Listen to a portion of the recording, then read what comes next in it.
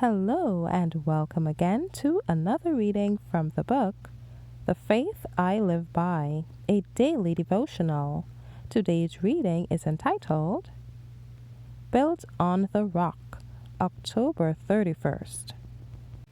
Mid toil and tribulation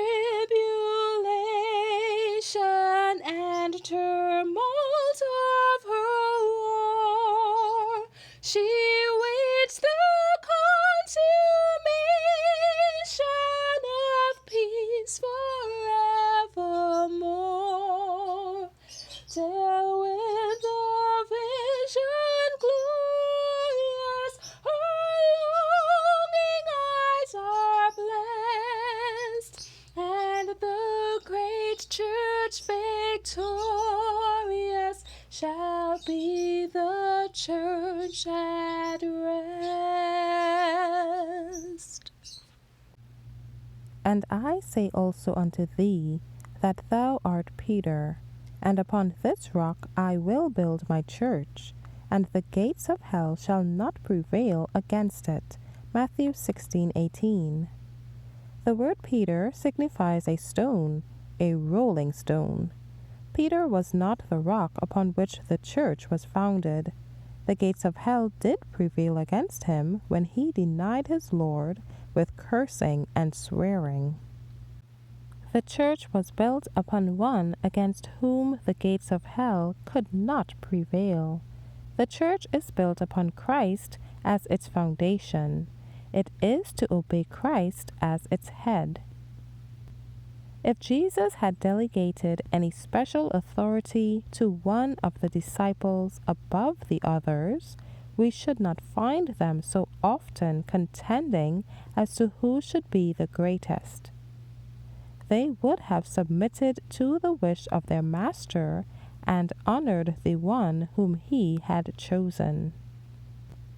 Instead of appointing one to be their head, Christ said to the disciples, Be not ye called Rabbi, neither be ye called masters, for one is your master, even Christ. Matthew 23, verses 8 and 10. The head of every man is Christ. God, who put all things under the Savior's feet, gave him to be the head over the church. 1 Corinthians 11:3 and Ephesians 1, verse 22.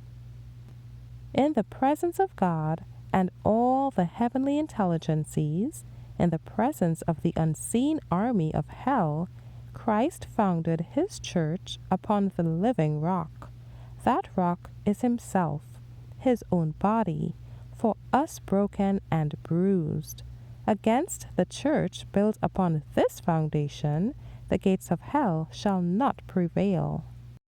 For 6,000 years, faith has builded upon Christ.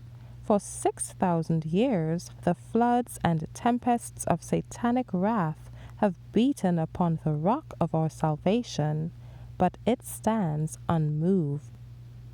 The rock of faith is the living presence of Christ in the church.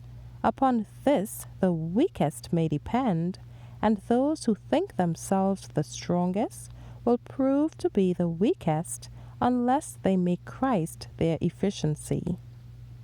The Lord is the rock, his work is perfect.